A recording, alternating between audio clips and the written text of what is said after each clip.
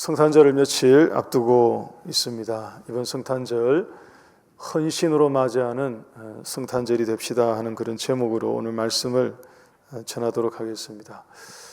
여러분, 우리가 모든 나라마다 이 결혼에 관한 풍습이 다 다르고 또 이 결혼식의 풍습도 다 다를 것입니다. 우리나라도 지금 보통 하고 있는 이 서구식 결혼식 말고 이 전통 혼례가 있죠. 우리나라의 전통 혼례는 아마 사뭇 다를 것 같습니다. 절차도 복잡하고 제대로 다 본 적은 없습니다만 아마 많이 다른 점이 있겠죠. 유대인들에게, 이 히브리인들에게 결혼이라는 것은 이 사람들이 이것을 어떻게 이해했느냐 하면 성화의 과정으로 이해를 한 측면이 있습니다. 그러니까 구별됨의 과정으로 이들은 결혼을 이해를 했습니다. 그런 방법으로 결혼을 받아들인 거죠. 그래서 일종의 이런 것과 같습니다. 거룩하게 살기를 원하느냐? 그러면 결혼을 하라. 이런 식의 어떤 이해가 이 유대인들에게는 없지 않아 있었습니다. 레위기 말씀에 보면 내가 거룩하니 너희도 거룩하라 하신 그 거룩에 관한 하나님의 명령이 있습니다. 여러분, 그때 사용된 이 거룩하라고 할 때 이 거룩의 이 단어, 이 용어는 카다시라는 그런 표현을 사용을 했거든요. 근데 히브리인들이 결혼을 가리켜서 칭하는 단어가 한 가지는 아닙니다만 여러 가지가 있는데, 이 카다시에서 나온 키두신이라는 말로 결혼을 칭했습니다. 바꿔 말하면 이 거룩에서 파생된 어떤 행위, 그것을 추구하는 어떤 행위, 이런 것으로 결혼을 이해하고 불렀던 것입니다. 그만큼 신성하게 여겼던 거죠. 신성한 제도로 하나님이 정해놓으신 그런 거룩한 제도로 이들은 이해를 했습니다. 그리고 그 결혼 안에서 하나님이 명령하신 생육하고 번성하라 하는 이 명령을 이루어가는 것, 그것을 곧 거룩하게 되어져가는 그런 성화의 과정으로 받아들였기 때문에 이 사람들에게 결혼이라는 것은 그저 남자와 여자가 남녀가 서로 좋아해서 만나고 또 약속하고 서약해서 부부가 되고 하는 이런 정도의 것이 아니고 훨씬 넘어가는 그런 것이죠. 더 중하고 종교적인 의미, 또 영적인 의미가 부여되어 있는 그런 것입니다. 그래서 언약이라고 자주 부르곤 했죠. 오늘 본문에 나오는 이 마리아와 요셉은 그런 관계 가운데 들어와 있던 사이였습니다. 그런 시대에 결혼을 그렇게 중히 여기던, 중요한 의미를 가진 어떤 제도로 여기던 그런 시대에 결혼이 결정된 약혼한 사이, 결혼이 결정된 정혼한 사이였습니다. 마리아와 요셉은. 18절 말씀 한번 보십시다. 본문 18절 보시면 예수 그리스도의 나심은 이러하니라. 그의 어머니 마리아가 요셉과 약혼하고 동거하기 전에 성령으로 잉태된 것이 나타났더니 라고 했습니다. 우리가 이 말씀 읽으면서 혹시 이렇게 이해를 이렇게 들릴 수도 있는데, 이때는 혹시 약혼하면 동거가 허락되던 때였나 라고 생각을 읽고 난 다음에 그렇게 이해를 하고 싶은 생각이 있을는지 모르겠습니다만, 그렇게 이해하면 큰 오해입니다. 그게 틀린 거고요. 여기에 나오는 동거하기 전에 이런 표현, 이 말의 의미는 약혼을 하고 난 다음에 아직 결혼식을 하지 않았다, 이런 뜻이에요. 정혼을 하고 난 다음에 아직 이 공식적인 혼인식을 하지 않았다 하는 정도의 표현으로 이해하면 이게 보다 정확한 의미일 것입니다. 여러분, 이들에게 약혼, 이 정혼은 과거 우리나라의 옛날 우리나라죠. 옛날 우리나라에 있었던 정혼 제도와 굉장히 유사한 면이 없지 않아 있습니다. 어릴 때 부모들에 의해서 나중에 결혼할 본인의 이 배우자가 될 상대방이 실은 결정이 되죠. 그러니까 부모들이 결정을 그냥 해놓는 거죠. 그리고 때가 되면 이제 약혼식을 하게 됩니다. 이들의 절차가 그렇습니다. 때가 되면 약혼식을 하는데 이 약혼식이 거의 결혼식과 실은 다를 바 없는 그런 것이었습니다. 신랑이 신부에게 신부의 값을 지불합니다. 그러니까 신랑의 집에서 신부의 집에 신부를 얻기 위한 신부의 값이 지불될 때에 약혼이 성립이 되는 거죠. 이 값을 지불하지 않으면 신부를 얻을 수 없다 하는 나름의 준칙이 있었던 것입니다. 바꿔 말하면 신랑 쪽에서 신랑이 지불하는 어떤 대가가 없이는 신부를 취할 수 없다 하는 것을 일종의 정해놓은 것과 같은 것입니다. 그러니까 이러한 약혼을 하게 될 때 보통 신랑이 신부의 집으로 가서 약혼식을 했었는데요. 약혼식이 끝나고 나면 신랑이 자기 집으로 돌아오기 전에 신부에게 증표를 준다고 합니다. 증표를 주고 약속을 하죠. 한 1년 정도 또는 약 2년 정도 이후에 자기가, 그러니까 신랑이 다시 돌아와서 신부를 데리고 자기의 집으로 갈 테니까 자기를 기다려달라 하는 일종의 그런 증표, 선물을 주고 약혼식이 끝나면 신랑은 자기의 집으로 돌아오게 됩니다. 신부는 어떻게 사느냐? 그 기간 동안, 약혼을 한 그 기간 동안에 신랑이 준 그 증표를 가지고 그것을 보면서 기억하는 거죠. 자기에게 신랑이 있다는 것을. 그리고 기다리는 거죠. 신랑의 약속을 기다리는 것입니다. 돌아와서 자기를 데리고 신랑의 집으로 데리고 간다 하는 그 약속을 신랑이 다시 올 때까지 그 증표를 가지고 기다리는 것입니다. 그리고 때가 되어서 신랑이 오게 되면 신랑을 따라 신부가 이번에는 신랑의 집으로 가서 거기서 이제 결혼식을 하게 되는 거죠. 혼인식을 열게 되는. 아마 여러분들이 지금 이 짧은 설명이지만 이 설명을 들으시면서 우리가 알고 있는 하나님의 구원에 관한 이야기와 굉장히 비슷하다 하는 생각이 들었을 것입니다. 여러분 그게 맞아요. 하나님의 구원 역사가 실은 여기에 반영되어 있는 것이 맞습니다. 그 정도로 이들은 결혼을 그렇게 받아들인 거죠. 그래서 약혼을 했고 정혼을 했다 하는 것은 실은 결혼을 한 것과 거의 진배가 없는 그런 언약을 맺은 것이기 때문에 실은 파혼이 가능하지 않은 그런 관계입니다.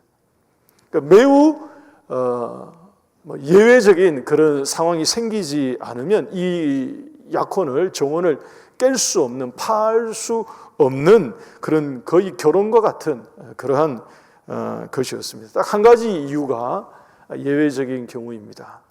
이 정혼 기간 동안에, 약혼 기간 동안에 신부에게 이 순결함을 잃게 되는 그런 경우, 사건, 사고가 일어난 경우를 제외하고는 이게 이 결혼을, 정혼을 파기할 수 없는 그런 것이기 때문에 19절 말씀 한번 보십시오.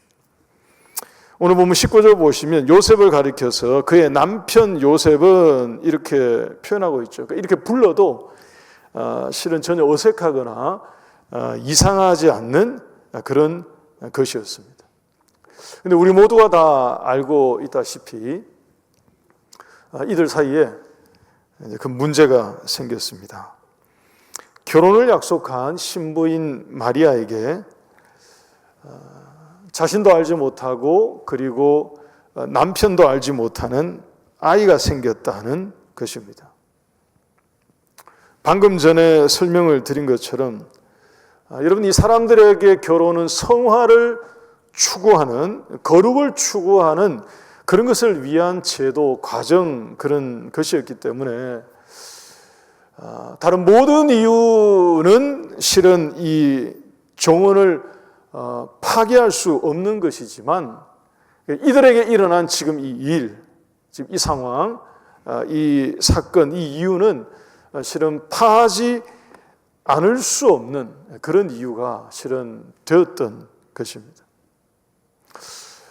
우리가 오늘 같이 읽은 이 말씀 마태복음 이 본문에는 이 소식을 듣게 된 요셉에 관한 이야기만 여기에는 나오고 있습니다만 다른 복음서인 누가복음 1장 말씀을 보게 되면 마리아가 이 소식을 듣는 장면이 나옵니다. 여러분, 우리가 살고 있는 지금 이 시대에도 만약에 결혼식을 앞두고 있는 신부에게 이런 일이 일어났다고 하면 있을 수 없는 그런 일이라고 다들 펄쩍 뛸 것입니다. 도저히 용납할 수 없고 받아들일 수 없는 그런 일이라고 지금 이 시대에도 사실 난리 나지 않겠습니까? 그런데 말씀드린 것처럼 이들의 배경을 감안을 한다면 이게 보통 심각하고 또 심란한 일이 아닌 그런 것이죠. 율법에 따르면 정혼한 여인이 간음을 하는 경우에 율법에 정해져 있습니다. 파혼은 당연하거니와 이웃과 가족들로부터 돌에 맞아 죽을 수 있는 그런 규례가 있던 그런 시대였기 때문에 특별히 여러분, 요셉도 그랬겠지만 이 마리아에게는 이거 어떻게 표현을 하면 좋을까요? 마리아에게는 이게 그냥 세상이 무너지는 그런 황망하고 황당한 그런 사건이 분명히 맞습니다. 근데 여러분, 누가복음을 보게 되면 마리아가 이것을 받아들이기로 결단하는 장면이 나오고 있습니다. 우리 몇 구절 한번 같이 보십시다. 누가복음 1장 28절 말씀 한번 봅니다. 26절, 27절, 28절 같이 보시면 가브리엘 천사가 마리아에게 나타나서 이제 소식을 전해주기 시작하기 위해서 이렇게 말합니다. 그에게 들어가 이르되 28절입니다. 은혜를 받은 자여 평안할지어다. 주께서 너와 함께 하시도다 하니. 그러니까 마리아에게 이 소식을 전달하기 위해서 가브리엘 천사가 나타나서 평안하라 라고 얘기를 꺼내기 시작하는데 이게 평안할 수 있는 얘기가 아니죠. 갑자기 천사가 나타났다는 것만 해도 그야말로 놀랄만한 일인데 이 얘기를 꺼내면서 전해주는 소식은 전혀 평안을 찾을 만한 그런 소식이 아닙니다. 그래서 마리아가 29절을 보게 되면 일단 처음에 놀랍니다. 29절 보십시오. 이런 인사말이 자기에게 웬 말인가 하면서 놀랐다고 되어 있죠. 우리 성경에는 그냥 놀랐다고 되어 있습니다만 실은 보다 정확한 의미는 굉장히 놀랐다 이런 뜻입니다. 깜짝 아주 크게 놀랐다 하는 그런 뜻을 가지고 있습니다. 이어서 여러분 31절에서 33절 말씀 한번 보시죠. 놀라기만 한 것이 아니고요. 천사가 이제 소식을 전해줍니다. 하나님의 계시의 말씀을, 예언의 말씀을, 구체적인 내용을 자세하게 들려주는데 네가 아들을 잉태하게 되고 그리고 그 아들을 낳게 될 거라고 합니다. 그리고 낳게 되면 그 아들의 이름을 예수라고 부르라고 합니다. 그리고 그분이 누구이신지 그리고 어떤 인물이 될 것인지도 다 들려줍니다. 여러분 이 얘기를 마리아가 다 듣고 난 다음에 이제는 놀라고 있을 그런 계제가 아니죠. 34절 말씀 보십시오. 34절처럼 믿지 못합니다. 그리고 받아들이지 못하죠. 어찌하여 그런 일이 내게 있을 수 있겠는가? 그러니까 남자를 알지 못했다는 것은 아직까지 혼인식을 하지 않았다 얘기입니다. 아직까지 결혼식을 하지 않아서 같이 동거하고 있지 않기 때문에 같이 살고 있지 않기 때문에 이런 일은 내게 있을 수 없는 일이다라고 받지 못하는 거죠. 믿지 못하는 거죠. 일어날 수 없는 일을 얘기를 하고 있으니까 이것은 내게 일어날 수 없고 일어나서는 안 되는 그런 것입니다 하는 반응입니다. 근데 그 이후에 천사가 세 번째로 다시 말씀합니다. 37절 말씀, 누가복음 1장 37절 보시면 대저 하나님의 말씀은 능하지 못하심이 없느니라 그 얘기했을 때 세 번째로 천사가 전해주는 하나님의 이 예언의 말씀을 듣고 난 다음에 마리아는 이 말씀에 대해서 헌신하기로 결단한 것입니다. 38절 말씀, 누가복음 1장 38절 말씀 우리 함께 읽겠습니다. 시작.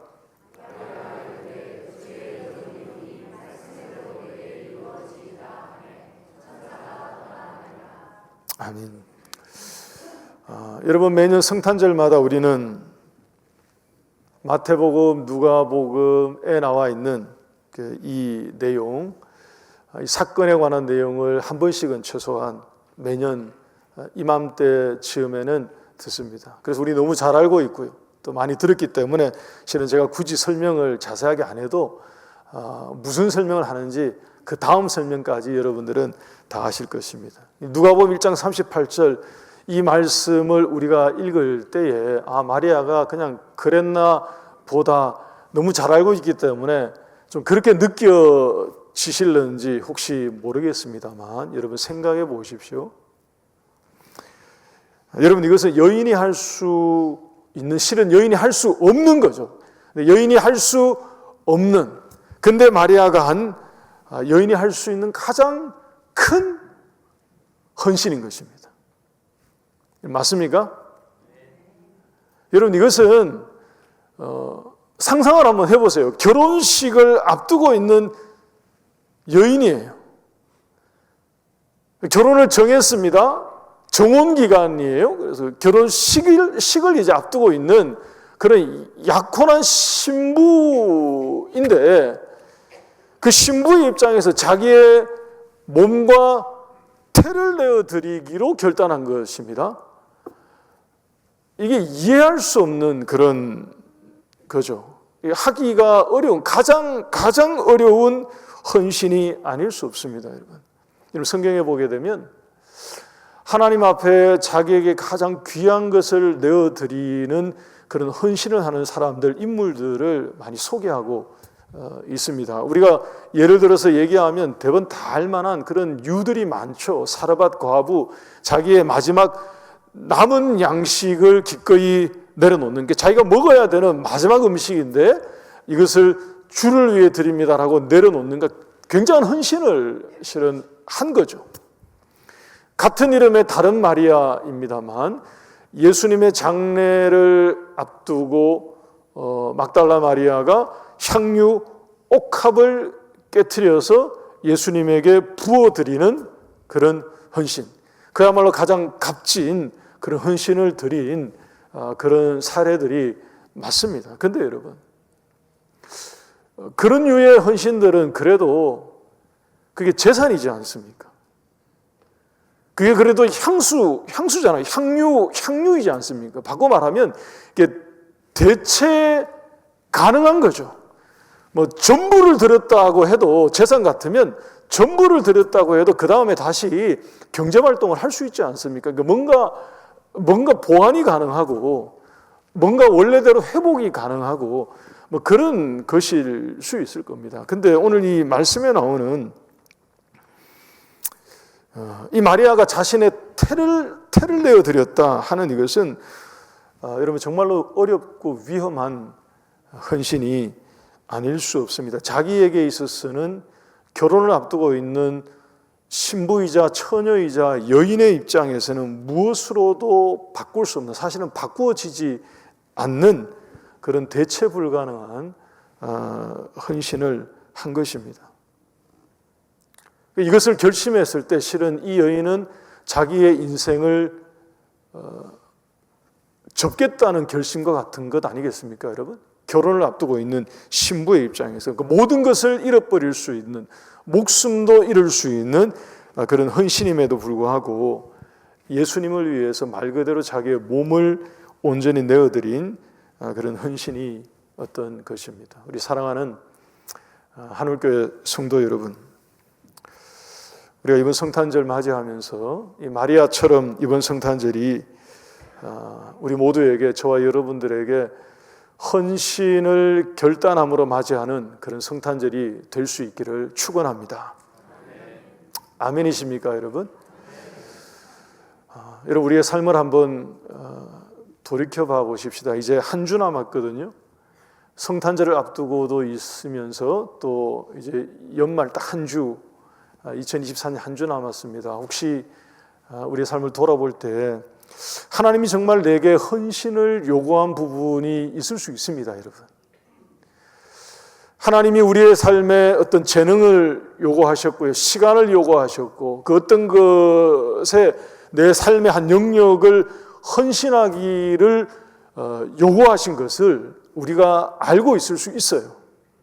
다른 사람은 몰라도 본인은 알 수 있습니다. 하나님이 우리의 삶에 어떤 헌신을 요구하셨는데, 여러분 그 헌신을 주저한 것이 혹시 있으십니까? 아니면 헌신을 결단하고 결심하지 못한 어떤 삶의 영역이 있다면 이번 성탄절 맞이하면서 오늘 이 말씀 우리 같이 묵상하는 가운데 헌신을 결심하고 결단함으로 이번 성탄절 절기를 맞이하는 우리 모두가 될 수 있기를 다시 한번 주의 이름으로 부탁을 드립니다. 여러분, 이 마태복음 본문을 보게 되면 마리아가 남편인 요셉에게 사전에 상의하지 않은 것으로 보입니다. 왜냐하면 이 마태복음 본문에 나오는 요셉에게 전달되는 이 장면은 이미 마리아가 예수님을 잉태하고 난 이후에 실은 상당히 좀 시간이 지나서 그게 들려지고 보여지고 난 그 이후의 내용이라고 되어 있거든요. 그러니까 마리아가 헌신을 누가복음 1장 38절에서처럼 헌신을 결단할 때는 사전에 자기의 남편 되는 요셉에게 소위 말해 양해를 구하거나 하나님의 계시가 내게 임했는데 여차하답니다. 이거 어떻게 하면 좋겠습니까? 당신이 좀 이해를 해 주셔야 되겠습니다. 라는 이런 식의 어떤 설명이 있었거나 여러분 이런 게 아니고요. 말 그대로 모든 게 그냥 불확실한 거예요. 마리아에게는. 알 수 없는 것입니다. 가늠할 수 없는 그런 것이죠. 갈 바를 알지 못하고 될 바가 무엇인지도 실은 알 수 없는 그런 것이지만 믿음으로 기꺼이 헌신하기로 작정한 것입니다. 여러분 다시 한번 이 말씀으로 권면을 드립니다. 이번 성탄절이 우리 모두에게 이렇게 헌신으로 맞이하는 성탄절이 꼭 될 수 있기를 바랍니다.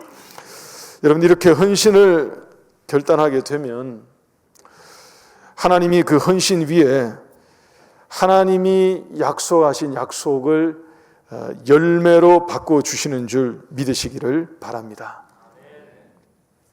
다시 한번 말씀드립니다. 우리가 헌신을 결단하면 하나님이 그 헌신 위에 하나님의 약속을 실제로 우리 가운데 열매로 나타나도록 바꿔주시는 줄 믿으시기를 축원합니다. 여러분 하나님이 어떤 사람들을 사용할까요? 어떤 사람들을 사용해서 하나님의 일을 보이실까요, 여러분? 우리 가운데 하나님께서 내 인생에 역사해 주시기를 기대하는 분들이 혹시 계십니까? 그러면 먼저 하나님 앞에 헌신을 결정하시기를 바랍니다. 내가 하나님 앞에 헌신된 그러한 삶을 살겠다라고 결단하고 결정하고 작정하고 결단하게 되면 하나님께서 그 헌신한 사람의 심령을 통해서 그 사람의 인생을 통해서 일하시고 역사하시고 하나님의 일의 결과를 보게 주시는 줄 믿습니다. 여러분 누가복음 1장 38절 말씀 제가 조금 전에 말씀드렸는데 여러분 성경책 가지고 계신 분들은 이 누가복음 1장을 한번 찾아서 보시면 좋겠습니다. 이 구절 1장 38절 이 구절을 전후해서 우리가 발견할 수 있는 게 있습니다. 뭘 찾아볼 수 있느냐? 미래가 현재로 전환되는 것을 우리가 볼 수 있습니다. 여러분 누가복음 1장 한번 펼쳐서 한번 봐보시기 바랍니다. 1장 38절 이전까지 천사 가브리엘이 전하는 모든 말씀은 전부 다 미래 시제로 되어 있습니다. 영어 성경을 가지고 계신 분들은 아마 더 확연하게 찾아볼 수 있을 거예요. 그러니까 네가 잉태하여 아들을 낳게 될 것이고, 이게 전부 다 미래형으로 표현되어 있는 것입니다. 그는 큰 자가 될 것이고, 이게 다 미래의 약속이에요.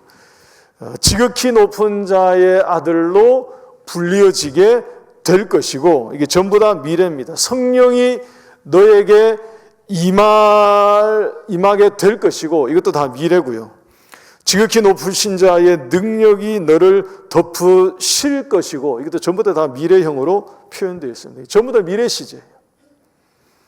그러니까 하나님이 천사를 통해서 마리아에게 지금 전해주고 있는 이 약속은 무슨 약속이냐?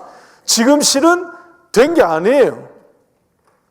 우리가 정확하게 이해를 하자면 이런 것입니다. 아직까지 마리아의 이 태에 아기 예수님이 수태되기 전인 것입니다. 메시지가 전달되고 있어요. 너에게 지금 그런 일이 이제 일어나게 될 거다라고 미래에 관한 약속을 해 주시는 것입니다. 그분이 어떤 분이시고 그분이 어떻게 될 것이고, 이런 전부 다 미래에 관한 약속들이에요. 그런데 1장 38절 이 말씀에 마리아가 결단을 했죠. 알겠습니다. 제가 이것을 받아들이겠습니다 라고 결단하고 난 다음에, 헌신을 결단하고 난 직후에 누가복음 1장 39절 말씀 보십시오. 이때에 마리아가 일어나 빨리 산골로 가서, 그러니까 빠르게 달려간 그런 장면이죠. 유대 한 동네에 이르러 40절 말씀 이어서 봅니다.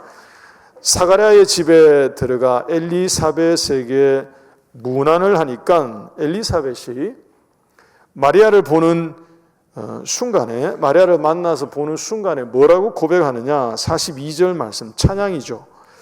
큰 소리로 불러 이르되 여자 중에 네가 복이 있으며 내 태중의 아이도 복이 있도다. 여러분 여기에 나오는 38절 이후에 39절부터 나오는 이 표현 가운데에 엘리사벳이 마리아를 딱 보고 난 다음에 하나님께서 뭐 그런 거죠. 영적으로 영안이 열리게 해서 보게 해주신 뭐 그런 것이죠. 보고 난 다음에 표현하는 이 표현은 미래 시제가 아닙니다. 현재 일어난 일을 말한 것입니다. 예수님이 잉태되는 시점이 언제였을까? 마태복음, 마가복음, 누가복음, 요한복음을 보게 되면 이 누가복음 이 본문에서 우리가 추측할 수 있는 유일한 본문입니다. 이 흐름을 딱 따라가 보면 아하, 이 순간이 시쳇말로 별의 순간인 거죠. 이 순간이 시쳇말로 생명이 주어지는 순간이죠. 언제냐 하면 마리아가 하나님 앞에, 하나님의 계시의 말씀 앞에 헌신을 결단하고 난 이후에 그 앞에 약속하셨던, 미래 시제로 약속하셨던 그 미래 약속이 이루어질 것이다라고 얘기하셨던 그 약속이 그녀의 삶 가운데에, 그녀의 육신에, 그녀의 태 가운데에 실제가 된 것입니다. 아멘이십니까, 여러분? 같이 한번 따라하겠습니다.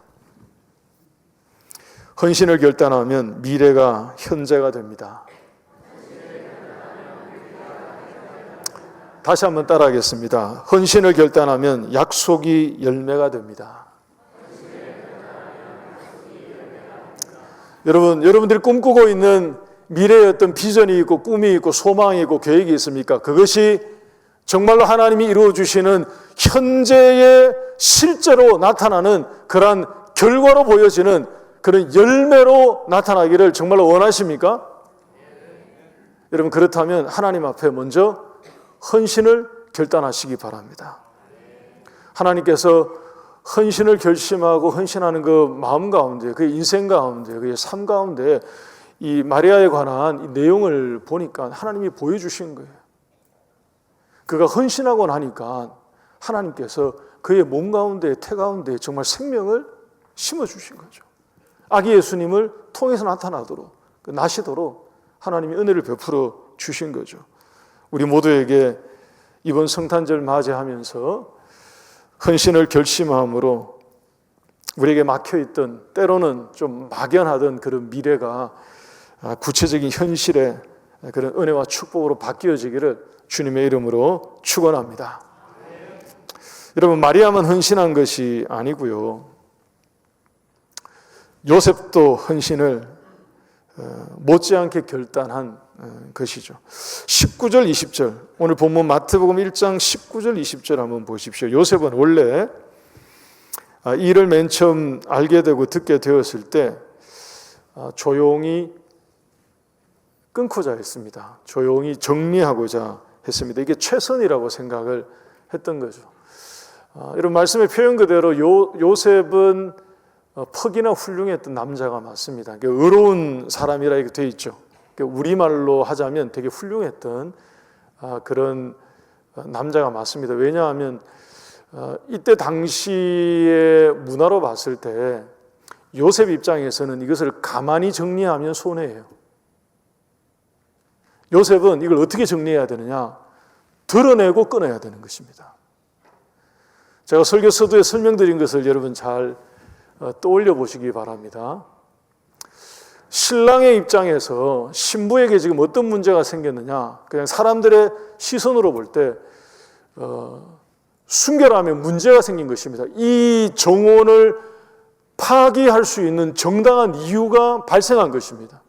그런데 이것을 가만히 끊는다라고 얘기한다는 것은 조용히 아무 얘기 없이, 소리 소문 없이 그냥 이 약혼을 파기한다는 것은 가족들이나 주변 사람들이 이미 이것을 다 알고 있는 사람들에게는 요셉은 할 말이 많아지는 거예요. 변명이 많아지는 거고 궁색해지는 거고요. 오히려 더 손해볼 일이 훨씬 더 많은 거죠. 요셉에게는. 차라리 이것은 요셉은 드러내고 정리하는 게 본인에게는 맞는 방식입니다. 그래서 훌륭한 남자죠. 마리아를 위해서 마리아에게 이것이 그나마 최선의 방법이라고 생각을 했기 때문에 요셉이 가만히 정리하고자 이 일 때문에 고심한 것입니다. 이것 때문에 고민하다가 잠에 든 것으로 보여요. 아마 고민이 깊었기 때문에 밤잠을 설치면서 고민하다가 잠깐 잠결에 든 것으로 보여지죠. 20절에서 23절 말씀 한번 보십시오. 그 잠결에 하나님께서 천사를 통해서 말씀을 들려주셨습니다. 되어진 그 모든 일이 다 하나님의 계획이고 뜻이라고 알려주시죠. 자, 여러분, 그랬을 때 이어서 우리 24절 25절 말씀 보십시다. 마태복음 1장 24절 25절. 요셉이 이렇게 합니다. 24절, 잠에서 깨어 일어나 주의 사자의 분부대로 그의 아내 마리아를 자기 집으로 데려왔다고 되어 있습니다. 앞에서 설명을 드린 것처럼 신랑이 신부를 자기의 집으로 데려왔다는 것이 무슨 의미죠? 무슨 의미죠? 결혼식을 공표한 것입니다. 그러니까 공식적으로 이 혼인이 이루어졌음을 드러낸 것입니다. 가서 아내 되는 마리아를 자기 집으로 데리고 왔다는 것은 되게 중요한 의미를 실은 표현하고 있는 거예요. 이 결혼이 이루어졌음을 선포했다 하는 것과 같은 것입니다. 그러니까 혼인을 한 거죠. 혼인식을 한 그런 것입니다. 왜냐하면 하나님께서 아내 데려오기를 두려워하지 말라고 데려오라고 명령을 하셨기 때문에 요셉은 헌신을 결단한 것입니다. 더 나아가서 여러분 25절 말씀 보시기 바랍니다. 근데 여기서 한 걸음 더 나가서 25절 보니까 이렇게 되어 있습니다. 24절 맨 끝부분 이어서 보시면 데려왔으나 아들을 낳기까지 동침하지 아니하더니 나음의 이름을 예수라 하니라고 되어 있습니다. 여러분 20절과 23절 말씀 우리 다시 한번 보십시다. 20절 맨 끝에 보시면 요셉은 천사를 통해서 하나님의 말씀을 들었습니다. 자기의 아내 마리아에게 잉태된 것이 성령으로 잉태되었다라고 들었습니다. 그죠? 하나님의 영으로 잉태되었다라고 요셉은 들었어요. 그리고 난 다음에 23절 말씀 보십시오.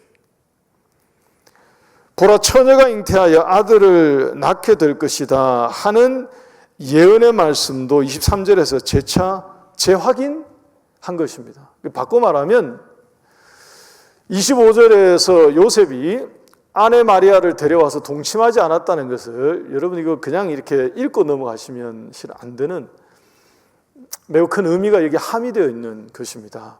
요셉이 뭘 했느냐? 하나님이 말씀하신 그 말씀이 말씀대로 이루어지도록 지켜낸 것입니다.